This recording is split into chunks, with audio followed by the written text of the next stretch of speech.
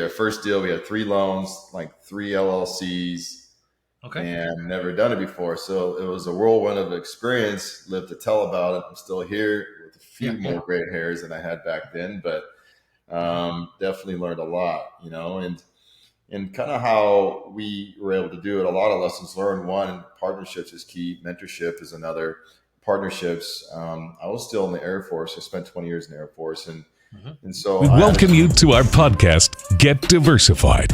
Throughout these series, we'll cover all the topics and questions you have about investing in apartment buildings, storage facilities, and mobile home parks. Being knowledgeable in these areas will help you feel more comfortable about investing. Apartment investing equals building wealth. Building wealth equals financial freedom. Achieving financial freedom allows you to spend your time with building memories with your loved ones. Let's face it, time is the one element in life that is limited, and you. Hey everyone, how we doing? Welcome to the Get Diversified podcast show. I'm your host, Melvin Landry, and I'm here with a fantastic guest. He is known as the multifamily apartment ninja, Mr. Iven Vian. Welcome to the show, brother. How you doing? Hey man, how you doing, Melvin? Great to be here. Doing Wow. awesome. Doing well, man. Hey, man, pleasure to have you here on the show. And yeah, man, looking forward to speaking to you about asset management and your journey in the role of multifamily and how you started, how you got there, and what we're looking forward to moving along into the year. So Let's I'll do let you it. take the floor, brother, and let you kickstart things off. All right. So yeah, how I got involved in multifamily investing, man. Honestly, it started with me losing $21,000 in the stock market when I was in my early 20s. It was like a dagger to the heart. I put all my hard-earned money I saved up through college into the stock market, and it literally tanked overnight. I was like, dude, there's got to be a better way to put your hard-earned money to work for you. And so I got excited about real estate. Um, got my first little single-family property. It was my first deal I ever done. My mother-in-law was telling me about a lady going through a divorce down the street, and she Yeah, said you should go talk to her about this house. And I went down to talk to her about yeah. this house and bought it, right? And so Uh-huh. that's when the bug was started, and ever since then, I just started kind of working my way up the ladder into where I'm at today in multifamily investing. Okay, good. So you mentioned you went talk to the lady down the street.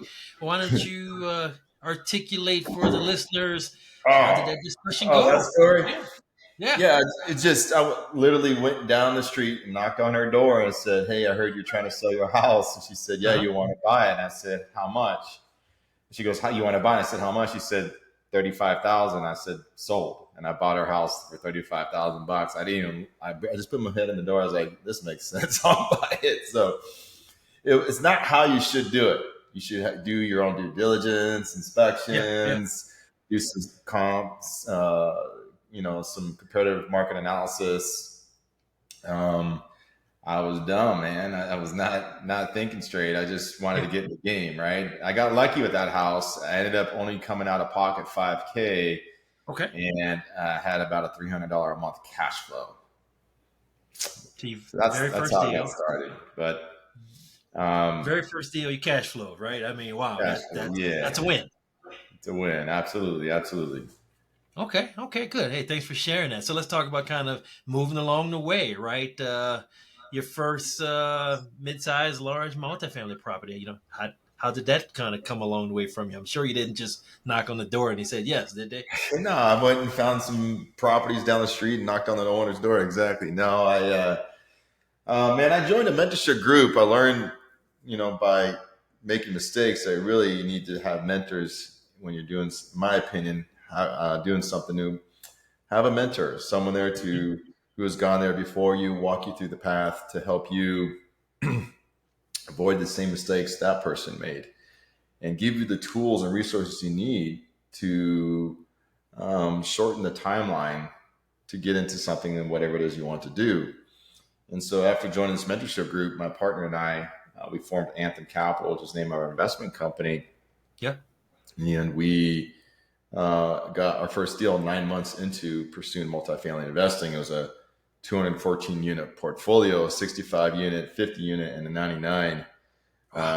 It was crazy. Our first deal, we had 3 loans, like 3 LLCs, Okay. and never done it before. So it was a whirlwind of experience. Lived to tell about it. I'm still here with a few Yeah. more gray hairs than I had back then, but definitely learned a lot, and kind of how we were able to do it. A lot of lessons learned. One, partnerships is key. Mentorship is another. Partnerships. I was still in the Air Force. I spent 20 years in the Air Force, Hmm. and so I had a job. I had responsibilities, but we're able to create a partnership. I was able to with my partner Tariq. He was focusing on the transactional side. I was focusing on operations, and I pretty much owned the property, the responsibility of managing the deal once we got it closed, where I would work directly with the property management company and implementing the plan. And Hmm. that's not what I focus on today is asset management. I'm very keen on operations. And a lot of it stems from just my experience in the Air Force and understanding how to put in systems, put in processes, and how to work with people at the end of the day Yeah. appropriately, in the right way to get something done, Yeah. affect a game plan, affect a change in a property, and create profit for our investors. Okay. Okay. Hey, thanks for sharing that insights, man. That's fantastic. So let's think about this. I guess this was a three property portfolio, the first one, right? Yeah. The first deal. So, are you still owners of that today, or has that gone full cycle? Oh man, we went full cycle. It took us 3 years on that deal. Hmm. Still our worst deal to date. Really? A Okay. lot of challenges we experienced that I share a lot about today in my content. A lot of lessons learned. One, we try to bring in a property management company from Dallas to Oklahoma, and as a community, as a whole, we Hmm. were not as smart and knowledgeable as we are today. So we thought how you can operate a property in Dallas the same way you can operate in Oklahoma. But when you learn about multifamily, it's a very granular business, meaning Yep. you have to understand how to operate from the ground up, meaning what is the local demographic like? What is the local culture like? What is the local rent rates? All those things, right? And um, we found that it's challenging to bring in a new company into a local community and be connected. Hmm. There's a lot of subsidiary companies, vendors, contractors that are tied to your property. You need people to work at your property. Yeah. You need people to work on your property.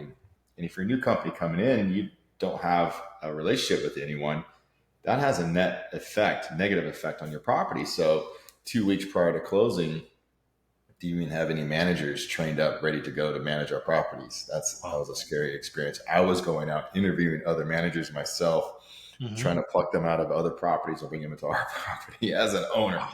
not as a property management company. Um, and other thing we learned is you really got to look at, again, from a local perspective, the supply and demand of that market. And at the time, there was a lot of Class A that was built up. It was Hmm. in Norman, Oklahoma, around Soonerville, Soonerland. Gotcha. Hmm. And there was a lot of Class A, and that created a glass ceiling, meaning a lot of supply that had a trickle down effect. If you can't raise Class A, then you can't raise Class B, and you can't raise Class C rent rates. Hmm. And our performance at the time, we did look at the CoStar data, and there's a lot of strong rent growth in the market. Didn't see what was the new units coming online a year later. So you got to be able to look ahead and understand how the supply piece will have a net effect on your ability to raise rents. Because again, CoStar data there's a projected component to it, but there's a historical Yep. component, and they, I don't got to be careful. I call it the time that they didn't have the correct projected components there as well. Looks like you just lost your screen. There. Okay. Yeah, so that is what happened there with that. But um, so those are some of the key takeaways with our lesson learned there. We had a lot of manager turnover. There's a lot of problems, and the one big thing too is the accounting piece. You really got to make sure the property management company has a very strong back end accounting department to track Hmm. and manage all the payables, and have a process to make sure that everything's appropriately accounted for. I mean, we'd have times where you'll see deposits, rent checks cash and put in the wrong account, or you have the Oh, security wow. deposit put in the operations account versus the security account. So a lot of back end functionalities that these are basic things, of course, right? This isn't rocket Yep. science, right? I'm not wowing anybody with this, but these are some of the challenges we incurred when we brought in a new company from Dallas. Moving forward, now we have acquired 19 properties. We sold 14, around 3,000 doors. We've realized around a 27% return for our investors. So, of course, I've learned a lot since then and Yep. continue to learn a lot and reiterate the process, improve the process moving forward. And now I have a laundry list of things that I look for when I'm going to hire a new property management company to come in and take over a property for us. Right. Well, wow. So like you, so you had some growing pains, but you pushed through them. Looked like the notion of scale, right, from Dallas to Oklahoma, looked like that brought a lot of challenges for you, right, early on. But you found a way to help kind of mitigate those risks, and at the end of the day, right, it brought you some good learning experiences, kind of moving forward. So um, good to hear. So let's think about this terms of, hey, you take on a new property, right? What are like 2 to 3 kind of core things that you're looking at regarding that existing property manager? And for the ones, right, you've done a lot of full cycle deals. Have you done a lot of kind of turns in terms of property managers, or you typically keep the ones that are in place once you acquire the property? Uh, um, 9 times out of 10, we replace the property management Mm-hmm. company. Yeah. Um, maybe not be because they're not doing a good job. It's just we have our own relationships depending on what market we are in, and scaling is about scaling your relationships. So if you have a Yep. very strong property management company in a certain market that's doing great, go buy another property in that market. You want to give it to the same property management company you're working with. So that's the reason for that. Mm-hmm. And what was the other question? Oh, just talking about scalability in terms of moving. You say you typically make changes in regards to your property managers, Oh and no, also, it's like one of the biggest things that can kill momentum at a property is manager turnover, mm-hmm. and it's really like the one of the key persons you got to get right in this whole thing. I mean, outside of all the other relationships, think about it. I mean, we have relationships with the brokers, the Yep. lenders, insurance companies, the attorneys. Yep. Most of those people are for just to buy the property, but once you own it, who are you working with on a day out, day in basis? It's a property management PM. company. PM. Yeah. Yeah. But is it the CEO? Is it the VP? Is it the regional? It's the manager. Manager. Boots That on the ground. manager is so important to get that person that's going to operate your property to be the right person for that seat. And that will make or break you. You can have a very strong property management company, but a weak manager, and your property won't do well. You can have a very, say, weak property management company, but they bring in this firecracker that just absolutely crushes it. Your Turns property around. is going Yeah. to do great.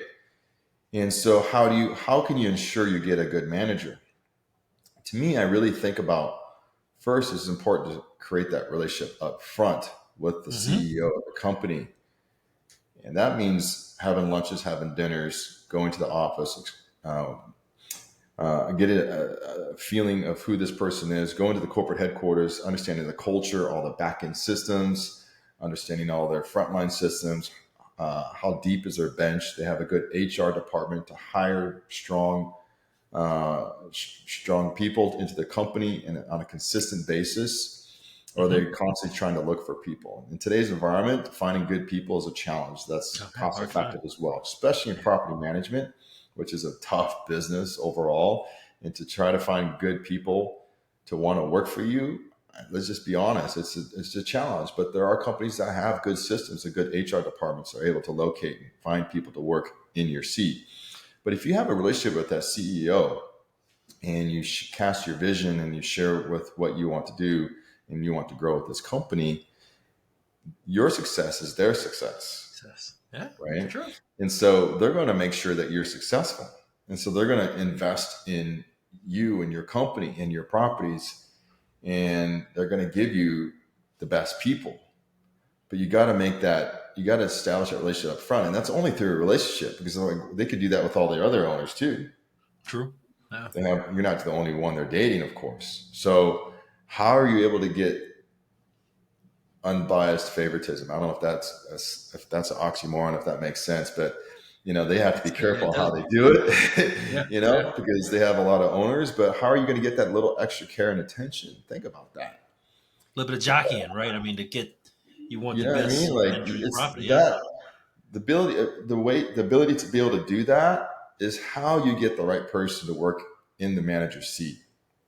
And then when that person shows up, if they're not cutting it in the first month or 60 days, you gotta um, let ownership know, No. and you got to find someone that fits. I find that people that do the best at my properties are from that area, homegrown, even like the submarket level. I had a property in Little Rock, not just Little Rock, North Little Rock, which is Yeah. like a little teeny suburb of Yeah. on Yeah. the other side of the railroad tracks. And this property had a lot of hair. I mean, we got lucky. We bought this thing for 18,000 a door in 2018, man. 18,000 a door. We put 7,000 a door into it. We owned it for 25 a door, and we sold it for 53 a door. Nice. 4 years later, I think it was 3.5, 4 years later. But Bunch of happy investors for the sure. manager was key. Uh-huh. She grew up in North Little Rock. Okay. She grew up there. She understood the culture in that submarket. She understood how to connect with those people when they came through the door and read and if they're going to be a good tenant or not. And we consistently had on time, full distributions for our investors. Nice. On a consistent basis. And we performed really, really well. And it was a hairy property. We had like maybe 8 hard down units. It was around 80% occupied when we bought it. Complete overhaul project, and ended up turning that property around because of that manager. And not much turnover, Where other properties, we've had issues where we had changeover and turnover. You just don't get the right person in. You got to have someone with some grit, some freaking, someone that can just bite into a deal and pull that thing through the mud, man. It takes grit to make these things work. And you got to be able to sense that in people if they got that grit, and if they don't, you got to find a way to find someone that does that, and it's all about how you position it. Of maybe this is not the place best for you. I see a lot of potential in you. I see you going places, but I want you to succeed. So maybe you need to find you another property to help you live out your full potential. Because I think there's someone else that is ready for an opportunity like this to help them grow themselves and their career. It's all about how you position it, for example. And so, yeah, I mean, turnover is a big thing, and we got to make sure we get that person right. And if you see it going down the wrong road, don't wait. Made that mistake because I care about people, and I care about people, and it's hard to say. One of my weaknesses is hard to say no, honestly, or it's hard to do the dip, to tell people they're wrong. I would say is maybe a way to put it. But the more I do this, the more I don't let that get in the way. The more I don't let get that in the way. And why is because we have a fiduciary responsibility to perform for our investors. Yeah. That's the relationship we care about the most. You have to care about the most. And so it's a balancing act because I do care about all of my people that I work with in my property management company, but we have to do what's best for the property at the end of the day. But there are tactful ways to be able to replace that manager when you find yourself in that situation. Yeah. Yeah. So it's a balancing pendulum there is kind of what you're saying, right? In terms of there's a people aspect to it, but at the end of the day, right, number one, taking care of your investors and making sure they're happy is first and foremost the number one core statistic that we need to be worrying about, right? So, Yeah. yeah. So let's talk about Ivan, the balancing act. I mean, because I know you manage multiple properties. Am I correct? How many are you managing right now? About 1,000 doors. 1,000 doors. Okay. Okay.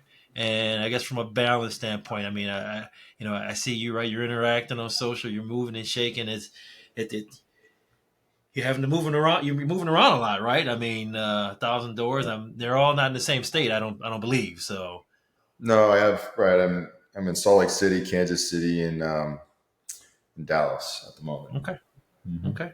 And from your standpoint, how what as a expert being an asset manager, how do you kind of balance out between your properties? Do you have a cadence that you go visit each property on premise with other members of your team? What would it seem to Yeah. work for I you over mean, the years? so I'm getting away from being the main guy operating properties. I'm Okay. now raising up people, partnering with people, and I'm still involved, but I'll let them to handle the nuts and bolts. I'm handing over my processes and my systems that I've developed over the years and letting them carry on the projects. But I'm still checking in. I'm still on the weekly KPI calls. Still try to see the property minimum once a month, put my Hmm. eyes on the property, and working with these team members on the back end to continue to build out the processes and systems. So that's how I'm able to do it. There was a point in time where I was asset managing like 10 properties all at the same time while I had a full time job, which Iron Man, I huh? had a flexible job though. I don't want to make it sound like I worked 60 hours a day and did apartments. I had a very flexible job. I got lucky there. And it's part of how this whole thing was able to work because I had a flexible job, but Yeah. still that's a lot. So, and I want to continue to scale and grow. So I have my own platform where I help people know how to learn how to um, operate properties like a pro and like a Yeah. ninja.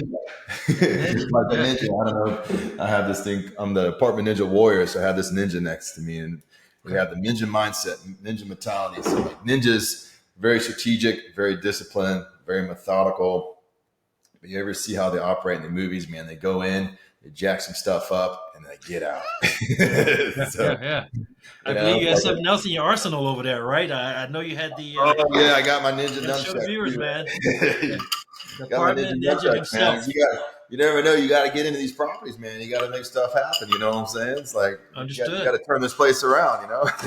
Look, you got the numchucks, you Yeah, got the vision, you got the plan, and he's implementing it, folks. You heard yeah, it from the apartment ninja himself. It's good stuff. yeah. So, but um, it's not really like that. But you know what I'm saying. You work with people at the end of the day, right? You Yeah, got man. Yeah. like a I don't know. I don't know if there's nice ninjas out there, but maybe a nice ninja is a way to put it or something like that. So, but so what were we talking about? Shoot, man, I don't know. No, man. Hey, asset management. Asset management, right? Yeah, So man. yeah, so um, yeah, I help people. I help people know how to do that. I really enjoy that. I really enjoy transferring everything that I've learned and uh, imparting on people's lives, you know. And I mean, there's a lot of blood, sweat, and tears to get at where I'm at Yeah. today. I mean, 19 deals, 14 exits, um, It's impressive. a wealth of Impressive, knowledge man. that I've learned, right? And so, Yeah. really, what I'm passionate about today is helping people shorten that timeline, not just buying it, but how to operate these things efficiently and effectively to maximize profits for their investors, ultimately, so that they can scale and continue to raise more capital, buy more deals. Like the best way to continue to grow, in my opinion, is take care of the one you have. If you take Hmm. care of home base and you have a system and process in place to take care of home base, there's no better way to raise money than word of mouth. Because all those people are going to tell their family and friends, and all those family and friends are going to tell their other family and friends. And that's how you'll organically grow to be able to raise capital. And that's how we've been able to grow as well. Now, of course, you want to do marketing. Of course, you want to go out and do all those other things to attract an audience to help you continue to grow from a capital standpoint and get other brokers in your sphere of influence as well. But again, Hmm. taking care of home base is how you're going to get other deal flow because that person that you bought the deal from is that same person that's going to sell the deal. The same person's going to go out and find another deal for you. So that's where I come in, and I'm teaching people how to implement these systems and processes to operate their properties so that they can ultimately, again, raise more capital and buy more deals. And do it again, and do it again, and again, and again, just like Ivan has done here.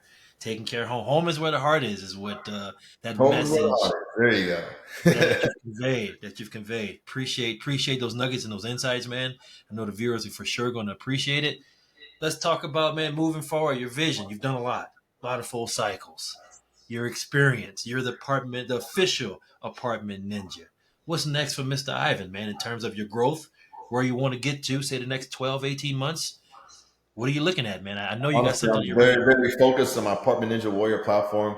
I'm really, Uh-huh. really focused on growing that out and Uh-huh. spreading the word and building my reach out on that.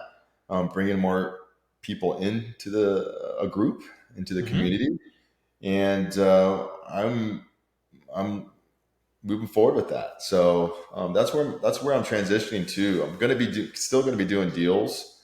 Yep. Still going to be growing that out, but I want to add value to this community versus just take. And so the way I'm going to add Mhm. value is through my Apartment Ninja Warrior platform. Okay. Okay. Okay. Okay. Great, man. Fantastic to hear, man. This is a given soul here, Mr. Iven. So, hey, man, one last point, man, I want to ask of you, man. So let's think about, you're pretty accomplished in the multifamily space, military. Thank you for your service as well. What's the best piece of advice anyone has ever given to you, if you can kind of think back, that has resonated and stuck with you, even to the day? Yeah, the best piece of advice that someone has ever given to me, or Yeah. you know, the advice that I would give is got to know yourself. You know your Mm-hmm. true self. Know thyself. Know thyself. Okay. When you know thyself, you know who you are. Nothing can stop you, man. Nothing. But you gotta like what you think you know of yourself is different than knowing yourself. There's a true Yeah. self inside of us that a Yep. lot of us really just don't know. Mm-hmm. A lot of us are living our own fear, our own anxiety. A lot of us are reacting to what's going on in the airwaves out there in the market. I mean, and let's be real. I mean, I have my own moments of Mm-hmm. um, fear and anxiety. Because we're human beings, and it's just your mind and your brain reacting to some uncertainty out there, and the Yeah. brain doesn't like uncertainty. Yeah. But when you understand who you are, ultimately to the core of your being, and understand that you're someone of strength, someone of grit, someone of Mm-hmm. passion, someone who has a dream ultimately and has not let that dream die. I mean, I used to like drool over multifamily when I was sitting there at my desk in the Yeah. military, Yeah. just learning about apartments. When I was bored out of my mind working on this other project, I'd go over here and like learn about apartments. I would envision myself someday owning property, and I was like Yeah.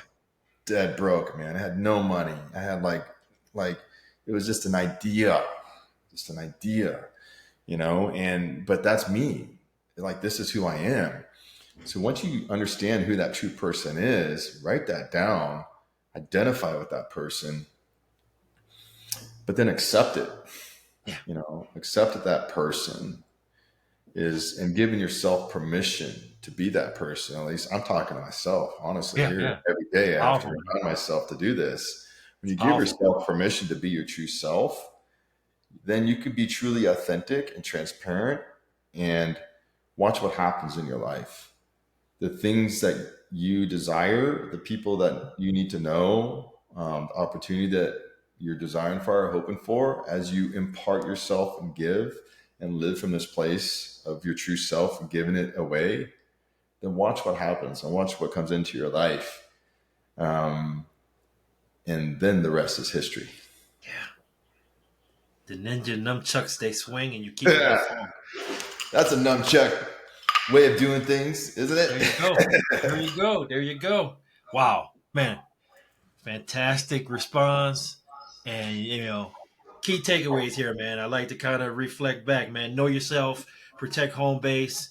Really, really, really try to understand, know who you are. And once you do that, the sky's the limit. And you're truly exemplifying that, man. So, man, that this is one for the ages. Appreciate that, man. That's good stuff. Thank you. Good Appreciate stuff. it. Good stuff. Well, Ivan, man, share with the listeners. How can folks find Ivan? Absolutely, man. Thank you so much, Melvin, for having me on your show. It's been a pleasure. Mm-hmm. Please come find me, check me out on my Facebook group, Apartment Ninja Warriors. Apartment Ninja Warriors will get you into the community, get you plugged in, and help you become a pro apartment operator. Mm-hmm. Okay. Facebook group, you'll find Iven, Apartment Ninja Warriors, from the head ninja himself, Mr. Iven Vian. So, hey, on behalf of myself, my wife, Jacqueline, hey, man, we want to thank you for being a part of the Get Diversified podcast show. And it's been a blast, bro. Appreciate you. Thank you.